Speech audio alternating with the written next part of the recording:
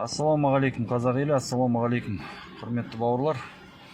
Жігіттер, бүгін 31 шілде 2023 жыл. Жігіттер, 26 күні біз Еркебұлан екеуміз видео түсірген кезде айтқан болатынбыз.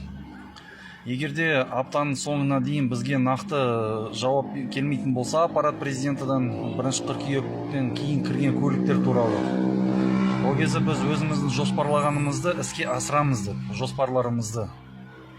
Құрметті бауырлар, соның уақыты келді.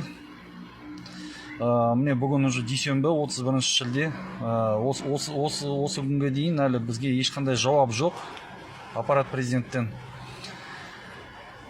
Енді жігіттер, мы будем это расценивать так, как отказ на легализацию автомобилей, завезенных после 1 сентября. Қысқаша айтқанда, сіздің көліктеріңізді 1 қыркүйектен кейін кірген көліктерді заңдастырмайды. Олардан нақты сондай жауап келмесе де, біз оларға айтқанымыз, мы будем расценивать это как отказ.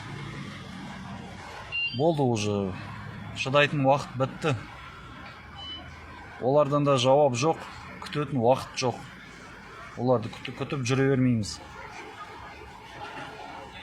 Біз өзіміздің ойлағанымызды ертеңнен бастап іске асыратын боламыз. Ертең өзіміз айтамыз сіздерге. Не қалай жасайтын бәрін айтамыз.